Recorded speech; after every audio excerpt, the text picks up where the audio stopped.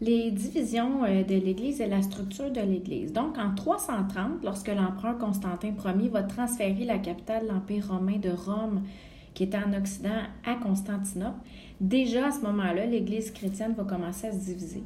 Donc, les dirigeants chrétiens d'Occident et ceux d'Orient ne s'entendent pas sur l'interprétation des dogmes. Qu'est-ce que c'est les dogmes? Dans le fond, c'est les croyances ou les principes qui sont présentés comme une vérité qui ne peuvent être contestées. L'Église d'Occident se qualifie de catholique, ce qui veut dire universelle, tandis que l'Église d'Orient, elle, va estimer que sa doctrine est la seule qui est conforme à la religion chrétienne. Elle va donc s'appeler l'Église orthodoxe. En 1054, c'est l'année qui marque la division entre les chrétiens catholiques et les chrétiens orthodoxes. Désormais, l'Église chrétienne catholique va évoluer de sa façon en Occident et son gouvernement, dans le fond, qui est le pape, avec son chef qui est le pape, va être basé à Rome. L'Église chrétienne orthodoxe, elle, va devenir également autonome et son gouvernement, sa gestion, va être établie à Constantinople. Cette rupture-là, cette division-là entre l'Église chrétienne catholique et l'Église orthodoxe, on appelait ça le schisme d'Orient et il a lieu en 1054. La rupture définitive entre les deux, là, vraiment, ça va arriver en 1204, lorsque les chevaliers catholiques des croisades vont piller le trésor de Constantinople, donc le siège des orthodoxes, et vont tuer plus de 2000 Grecs. Donc, même à l'intérieur même de la religion chrétienne, il va y avoir des conflits qui vont marquer la séparation entre la religion catholique et la religion orthodoxe.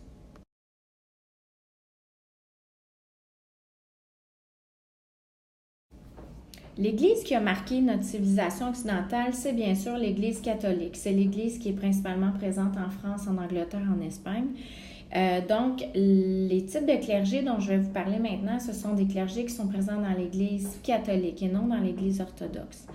Donc, elle est présente dans divers pays et pour faciliter l'administration de ses affaires, elle va diviser son territoire en 3 paliers. Il va y avoir les provinces religieuses, les diocèses religieux et les paroisses. Chaque province va se diviser en plusieurs diocèses et chaque diocèse se redivise en plusieurs paroisses.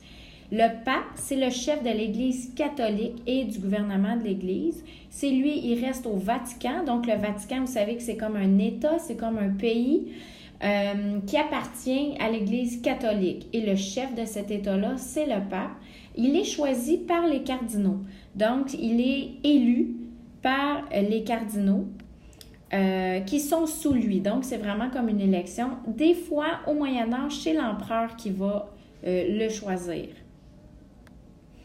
Les cardinaux, dans le fond, eux autres, ils sont, c'est souvent des archevêques, des évêques ou des curés. Donc, ils sont un petit peu plus bas. Ils sont choisis par le pape, pardon.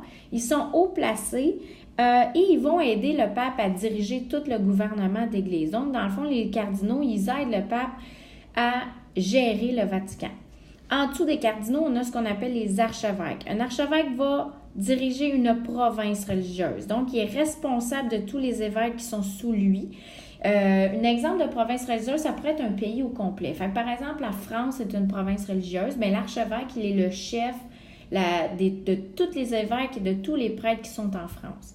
En dessous des archevêques, on a ce qu'on appelle les évêques. Donc, les évêques, bien sûr, se réfèrent à l'archevêque qui est en haut d'eux. Ils vont gérer ce qu'on appelle un diocèse. Un diocèse, c'est une division de la province religieuse. Fait que si je prends ma province qui est la France, le diocèse, ça pourrait être comme, mettons, Paris. La ville de Paris, c'est le diocèse de l'évêque qui fait partie de la province religieuse. Sous les évêques, on a les prêtres ou les curés. Ça, c'est ceux, dans le fond, qui sont plus près de la population. Ils vont gérer ce qu'on appelle une paroisse religieuse, qui est une division d'un diocèse.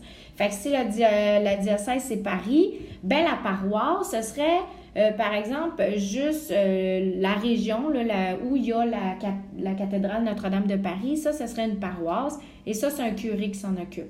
C'est lui qui s'occupe des sacrements sur son territoire. Fait que, par exemple, c'est lui qui va faire les baptêmes, toutes les messes, les mariages, aussi quand les gens décèdent, les messes lors des décès et tout ça. En dessous du curé, on a ce qu'on appelle le vicaire.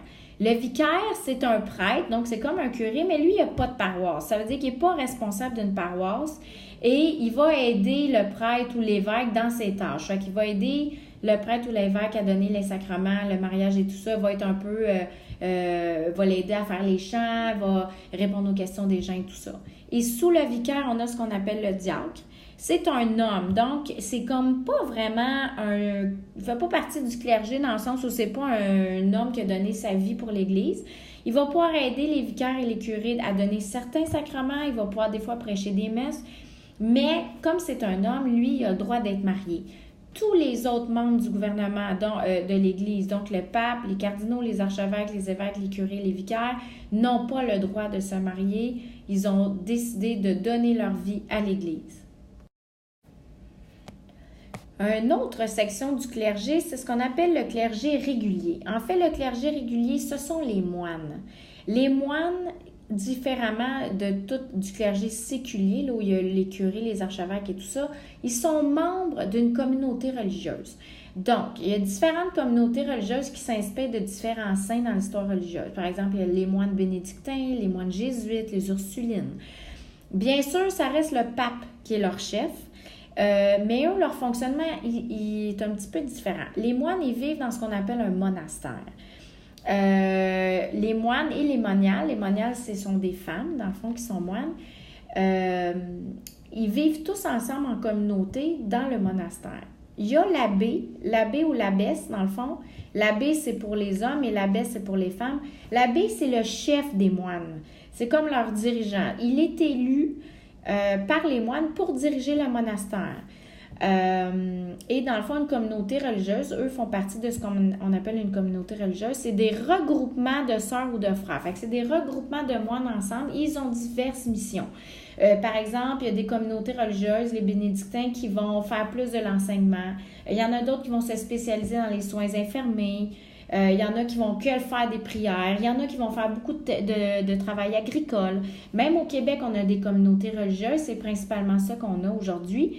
Par exemple, il y a les moines de l'abbaye d'Oka qui font le fromage Oka aujourd'hui. Bien, eux, ils se spécialisaient dans le fromage. Ils faisaient du fromage.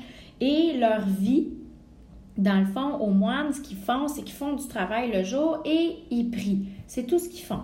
Ils vivent ensemble, donc c'est vraiment souvent les gens très pauvres allaient rentrer dans les moines parce qu'ils étaient nourris, logés et protégés. Donc, les moines et les moniales, ce sont des religieux qui vivent ensemble dans un monastère et se consacrent toute leur vie à la prière et au travail. C'est seulement les gens des communautés religieuses et du clergé séculier qui ont droit de lire la Bible au Moyen Âge. Tous les habitants, premièrement, ils ne savent pas lire, mais tous les paysans, les chevaliers, tout ça, ils n'ont pas le droit de lire la Bible. C'est seulement une tâche qui est donnée au clergé régulier et au clergé séculier.